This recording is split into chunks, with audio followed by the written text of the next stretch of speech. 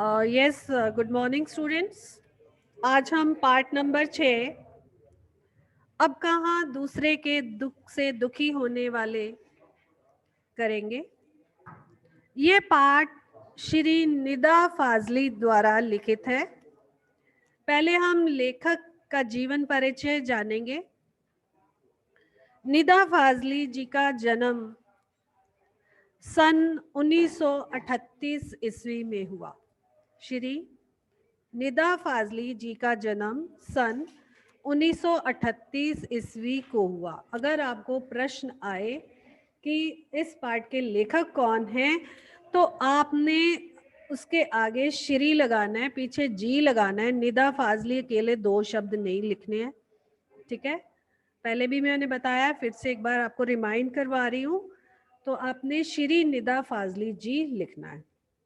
12 अक्टूबर सन 1938 को दिल्ली में जन्मे निदा फाजली का बचपन ग्वालियर में बीता। इन्होंने अपना बचपन ग्वालियर में बिताया। निदा फाजली उर्दू की साठोत्री पीढ़ी के महत्वपूर्ण कवि माने जाते हैं। अब साठोत्री पीढ़ी क्या है? साठोत्री का अर्थ है कि हिंदी साहित्य के इतिहास के अंतर्गत, हिंदी साहित्य के इतिहास के अंतर्गत सन 1960 के बाद जो भी लेखन कार्य हुआ, जो भी कविताएं लिखी गई या कहानियां लिखी गई, वो उसके बाद का कार्यकलाप था। तो सन 1960 के बाद जो नई कविताएं और कहानियां लिखी गई, उन्हें साठोत्री पीढ़ी के महत्वपूर्ण कवि माने जाते हैं। मतलब 1960 के बाद के। आम बोलचाल की भाषा में सरलता से किसी के भी दिलो दिमाग में घर कर सके का अर्थ है अपनी जगह बना सके। इनकी बोलचाल, इनकी भाषा इतनी सरल थी, इतनी प्रभावशाली थी कि वो बहुत जल्दी ही दूसरे व्यक्तियों को अपना बना लेते थे। दूसरों को अपनी भाषा के माध्यम से इतना प्रभाव डालते थे कि वे उनके बन जाते थे। Rajwant ma'am, you are requested कि बच्चों को म्यूट ही रहने दीजिए। आम बोलचाल की भाषा में और सरलता से किसी के दिलो दिमाग में घर कर सके का अर्थ आएगा अपनी जगह बना सके। ऐसी कविता करने में इन्हें महारत हासिल थी। महारत का अर्थ है कुशलता। महारत का अर्थ है कुशलता। मतलब ऐसी कविताओं को लिखने में, ऐसी कविताएं करने में ये बहुत कुशल थे। वहीं निदा फाजली अपनी गद्य रचनाओं में शेरो शायरी पिरोकर बहुत कुछ को थोड़े में कह देने के मामले में अपने किस्म के अकेले गद्यकार हैं।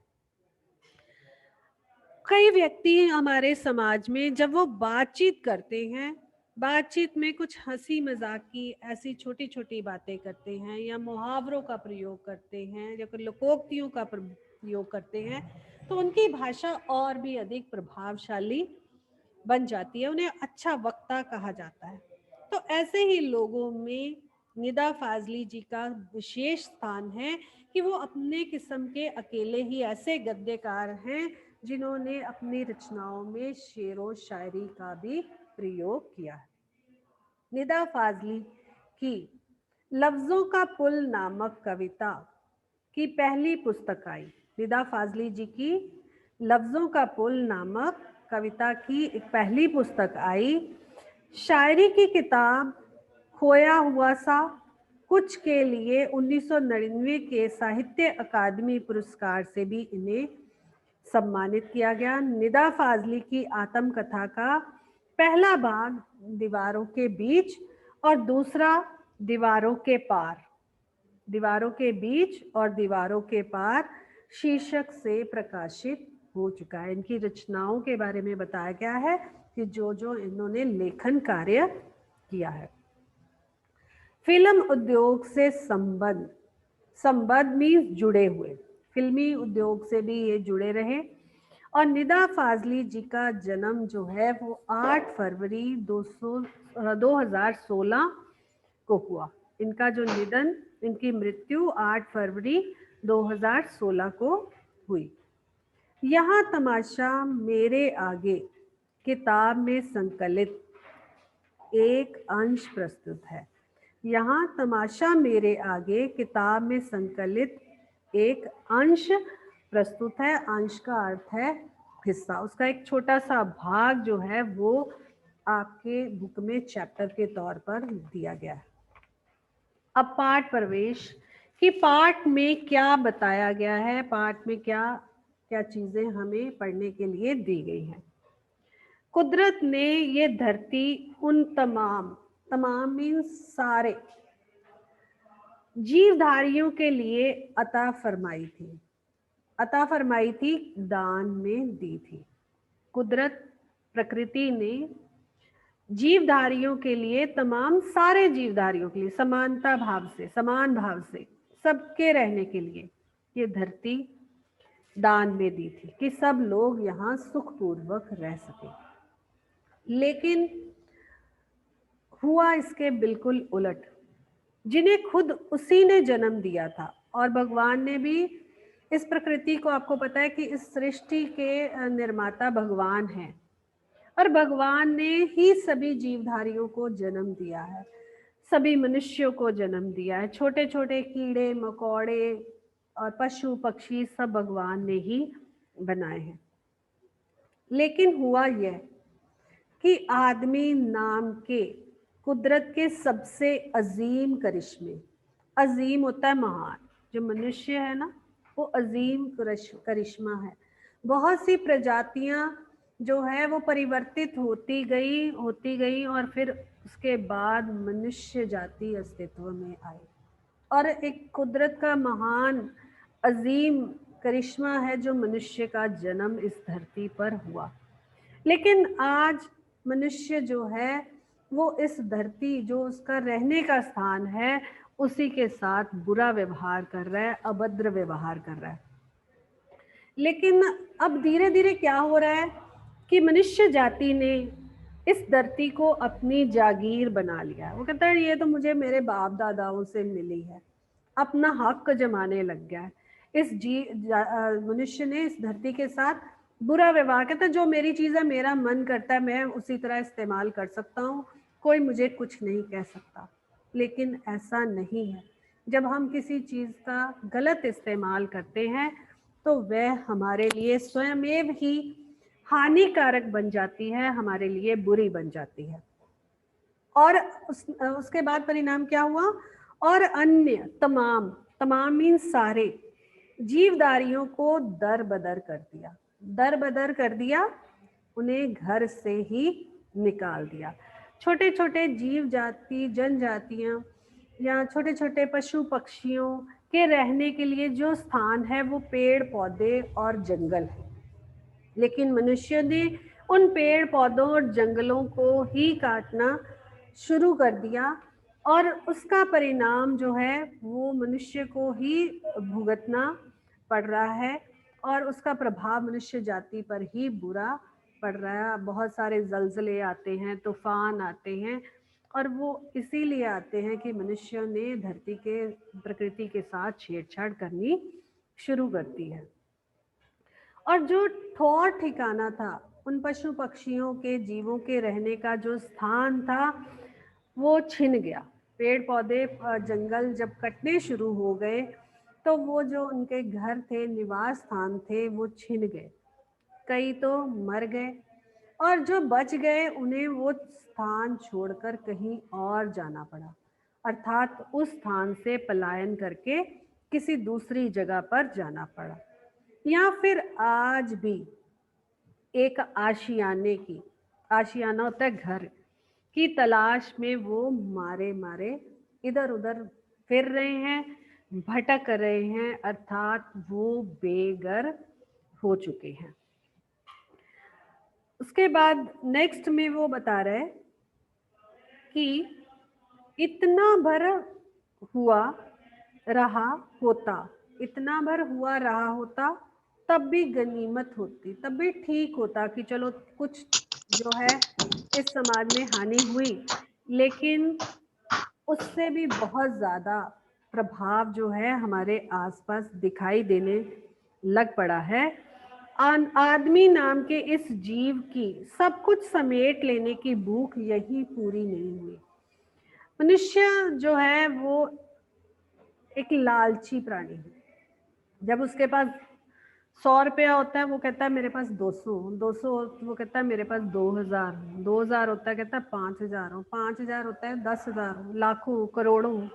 अर्थात उसके लालच की कोई भी सीमा नहीं है, और अपने लालच की पूर्ति के लिए वो कई बार गलत काम भी करता है, जिससे कि दूसरों को कष्ट पहुंचता है।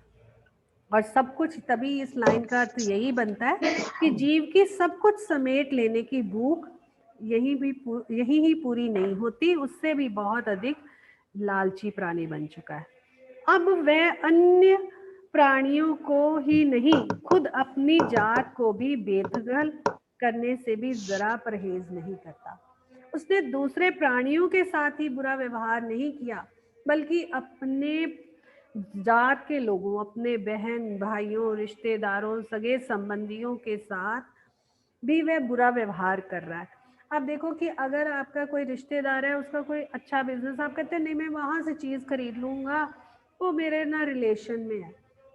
लेकिन जब आप उससे चीज खरीदते हो और बाद में आप दूसरी जगह से उसका रेट आपको पता चलता है, तो आप कहते हो काहे का रिश्तेदार है भाई, उसने तो मेरे को ही लूट लिया, मेरे को उतना ही रेट लगाया, मेरे साथ कोई मेरा लिहाज नहीं किया। तो ऐसी भावनाएं हैं कि वह अपनों को भी नहीं छोड़ता और उनके साथ भी बुरा व्यवहार करता है। आलम यह है, आलम का अर्थ है हाल। आलम का अर्थ क्या है? हाल यह है कि उसे ना तो किसी के दुख सुख की चिंता है और ना ही किसी को सहारा या सहयोग देने की मंशा है। मंशा का अर्थ आएगा इच्छा। कहता है कि वो इतना आज ये हाल बन चुका है कि वो अपने जीवन में, अपने कार्य में इतना व्यस्त है कि उसे 2 मिनट के लिए किसी का सुख दुख या हाल पहुंचने या बात करने का भी समय नहीं है, और ना ही वह किसी को सहारा दे पाता है, ना ही किसी को सहयोग दे पाता है। कहीं दूर कहाँ जाएं, हम अपनी ही बात कर लेते हैं कि आज हम अपने कार्यों में इतने व्यस्त रहते हैं, हमें कहीं जाना हो, हम कहते हैं कि हाँ नहीं बस 5 मिनट्स है मेरे पास, 10 मिनट ही मैं जा सकता हूँ, उसके बाद मैं बिजी हूँ, पूरा दिन मैं व्यस्त हूँ। या किसी आप देखो कि आस पड़ोस में किसी कोई बीमार व्यक्ति है और आपको उसके बारे में काफ़ी दिनों तक पता नहीं चलता, और कुछ दिनों के बाद एक मान लो 1 महीने में, सपोज कि 1 महीने के बाद आपको पता चलता है कि हाँ जी साथ वाले अंकल जो थे वो तो हॉस्पिटल में एडमिट रहे। तो आप उस बात पर कहते हो कि लो मुझे तो पता ही नहीं था। मतलब ऐसी आज हमारे साथ ऐसा होता है कि हमें आस पड़ोस में कौन कैसा है इसके बारे में भी पता नहीं रहता। क्यों? इसका कारण है कि हम अपने आप में ही व्यस्त हैं, अपने आप में ही मगन रहते हैं। हम एक दूसरे का सुख दुख भी पूछते नहीं हैं। यकीन ना आता हो तो इस पाठ को पढ़ जाइए। अगर तुम्हें विश्वास नहीं आता तो इस पाठ को पढ़ो और साथ ही याद करो कि अपने आसपास के लोगों को, कि आपके आसपास भी ऐसा होता है। कुछ संभव है इसे पढ़ते हुए कुछ लोग आपको याद आए। जब मैं पढ़ा रही हूँ तो मुझे भी कई बातें याद आती है कि वाकई ऐसा होता है। और आसपास जो हमारे लोग हैं, हम कितना समय किसी को सहयोग देते हैं या किसी का हाल पूछते हैं, हम अपने ही काम में सारा दिन निमग्न रहते हैं। तो कभी ना कभी किसी ना किसी के प्रति वैसा ही बर्ताव करते रहे होंगे। बहुत सारी छोटी छोटी बातें बताई हैं इस पाठ में जिसके बारे में हम पढ़ेंगे। आई थिंक 110 पेज पर आपको सब कुछ क्लियर हो गया होगा। Now we are moving ahead towards the chapter. 111 page से चैप्टर स्टार्ट हो रहा है। आपको जो बच्चे घर हैं उनको ऑनलाइन स्क्रीन पर नज़र आ रहा होगा first page. I hope all are ready with the chapter. Bible के सोलोमन, जिन्हें कुरान में सुलेमान कहा गया है। बाइबल एक पवित्र ग्रंथ है कि सोलोमन, जिन्हें कुरान में सुलेमान कहा गया है। सोलोमन जो है इसके बारे में काफ़ी लंबा इतिहास है। थोड़ा सा मैं बता देती हूँ इंट्रोडक्टरी पार्ट कि इब्राहिम धर्म के अनुसार राजा दाऊद और बेतसाबे के ये पुत्र थे। ऐसा आपको पूछा नहीं जाएगा, बट थोड़ा सा आपको नॉलेज में होना चाहिए।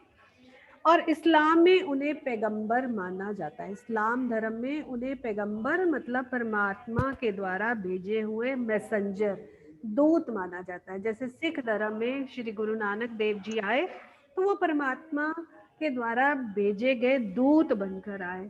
हिंदू धर्म में श्री कृष्ण जी आए, श्री राम जी आए तो वो परमात्मा के दूत बनकर आए। तो सोलेमन को भी भगवान का दूत माना जाता है और उसे सुलेमान कहा गया है। ईसा से 1025 वर्ष पूर्व एक बादशाह थे। कहा गया है कि वह केवल मानव जाति के राजा ही नहीं थे, सारे छोटे बड़े पशु पक्षियों के भी हाकिम थे। हाकिम होता है राजा। और ऊपर वाली लाइन में कुरान का अर्थ आप लिख लो, मुसलमानों का पवित्र ग्रंथ। कुरान का अर्थ आएगा मुसलमानों का पवित्र ग्रंथ। जो सुलेमान थे वो मानव जाति के ही राजा नहीं थे, मानव जाति बल्कि वो पशु पक्षियों, छोटे छोटे जीवों और छोटे छोटे कीड़े मकोड़ों के भी मालिक, हाकिम मालिक को भी कहा जाता है, थे। अर्थात वो पशु पक्षियों की आवाज़ों को सुन सकते थे, छोटे छोटे कीड़े मकोड़ों की बातचीत को समझ सकते थे।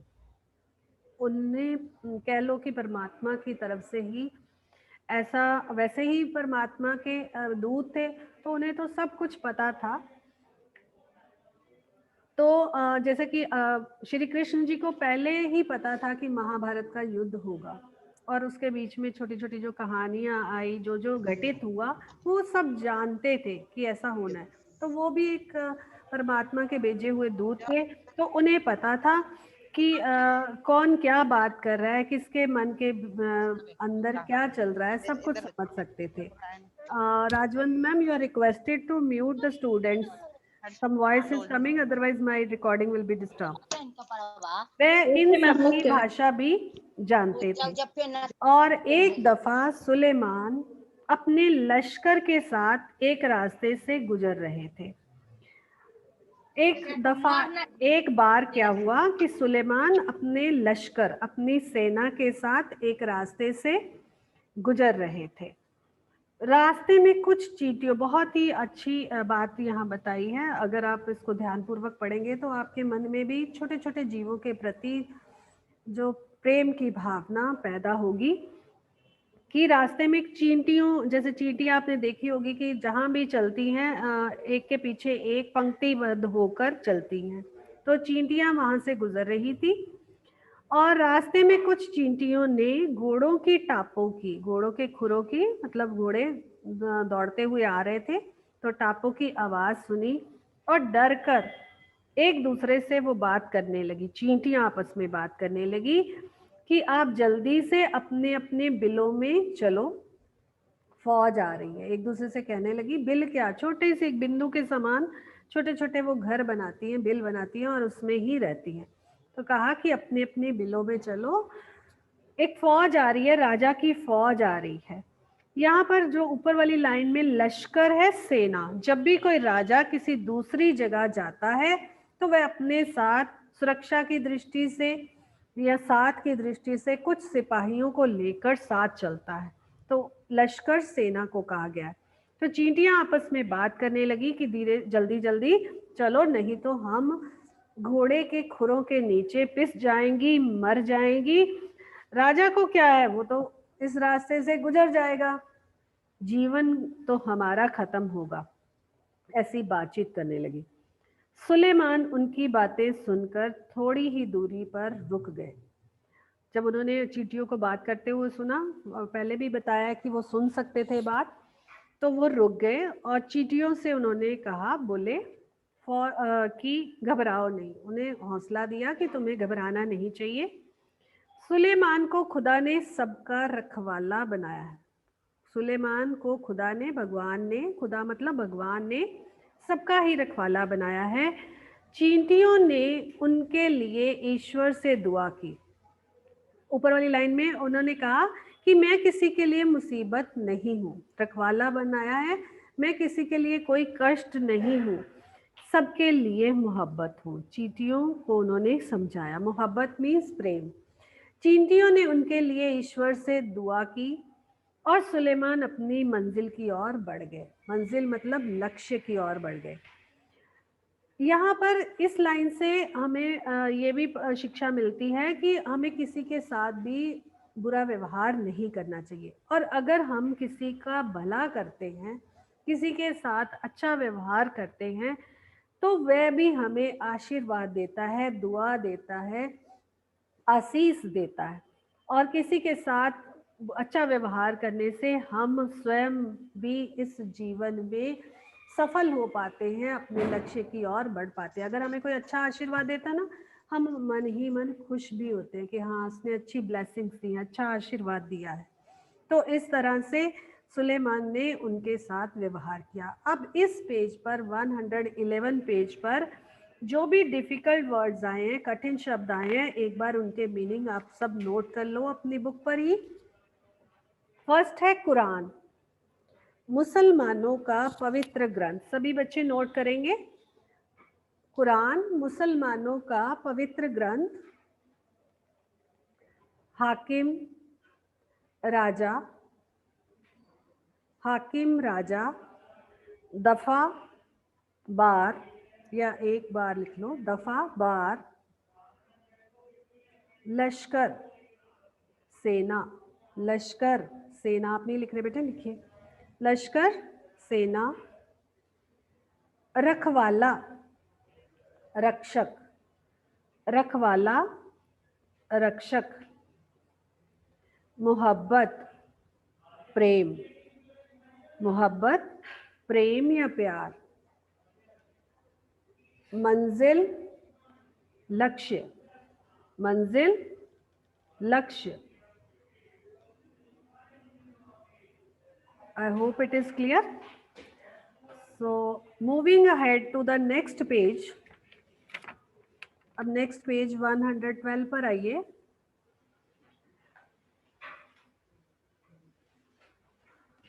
ऐसी एक घटना का जिक्र, जिक्र मतलब वर्णन, सिंधी भाषा के महाकवि, सिंधी भाषा के महाकवि शेख हयाज ने अपनी आत्मकथा, आत्मकथा अपने बारे में लिखी गई कहानी, आत्मकथा अपने बारे में लिखी गई कहानी में किया है। उन्होंने अपनी आत्मकथा लिखी और एक घटना का जिक्र किया जिसके बारे में आपकी बुक में बताया गया है। उन्होंने क्या बताया, क्या किस घटना का वर्णन किया? उन्होंने लिखा कि एक दिन उनके पिता कुएं से नहाकर लौटे। सुबह सुबह वो कुएं से नहा कर लौटे, कुएं पर नहाने गए थे और वापस लौटे। और जब सुबह सुबह व्यक्ति नहाता है, उसके बाद वो नाश्ता करता है या भोजन करता है, तो माँ ने भी उन्हें भोजन परोसा, माँ ने भोजन परोसा। उन्होंने जैसे ही रोटी का कौर तोड़ा, कौर का अर्थ है निवाला, या जिसे इंग्लिश में आप बाइट कहते हो, रोटी का कौर तोड़ा मतलब पहली ही बाइट वो खाने लगे तो उनकी नज़र अपनी बाजू पर पड़ी, अपनी बाजू पर पड़ी। वहाँ एक काला च्योंटा, जिसे पंजाबी में आप काडा भी कहते हो, च्योंटा, ब्लैक इंसेक्ट देखा है ना आपने सभी ने, एक काला च्योंटा रेंग रहा था। उनकी बाजू पर एक काला च्योंटा रेंग रहा था। कई बार कई कीड़े मकोड़े हमारे शरीर के ऊपर भी चढ़ जाते हैं, हम दूर झटक देते हैं उन्हें, तुरंत ही हम हाथ मार के उन्हें दूर कर देते हैं, अपने से दूर कर देते हैं। वह भोजन छोड़कर उठ खड़े हुए और माँ एकदम सन्न सी रह गई। माँ ने पूछा कि क्या बात है, भोजन क्या स्वादिष्ट नहीं बना है? आपको भोजन अच्छा नहीं लगा है? तो उन्होंने कहा कि नहीं नहीं, शेख फयाज बोले, उनके पिता बोले कि नहीं, ये बात नहीं है, भोजन तो बहुत स्वादिष्ट है, पर मैंने एक घर वाले को बेघर कर दिया है। बेघर कर दिया है, उसे अपने घर से दूर कर दिया है। मतलब आप देखो कि उनके मन में कितनी दया की भावना थी। जैसे ही उन्होंने अपनी बाजू पर रेंगता हुआ एक च्योंटा देखा, वो तुरंत अपना भोजन छोड़कर खड़े हो गए और उस बेघर को उसके घर तक छोड़ने के लिए चल पड़े।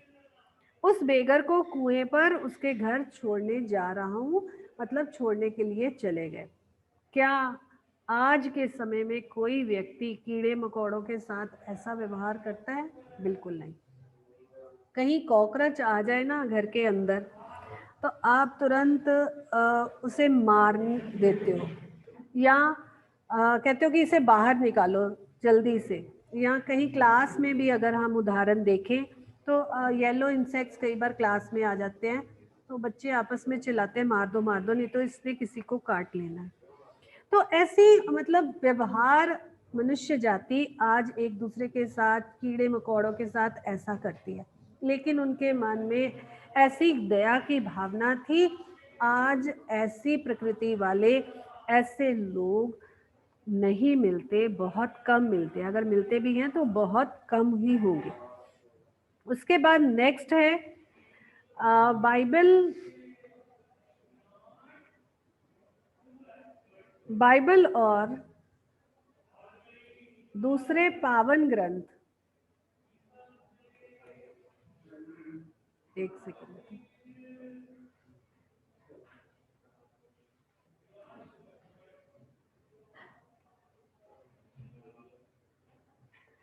बाइबल और दूसरे पावन ग्रंथों में नूह नाम के एक पैगंबर का जिक्र मिलता है।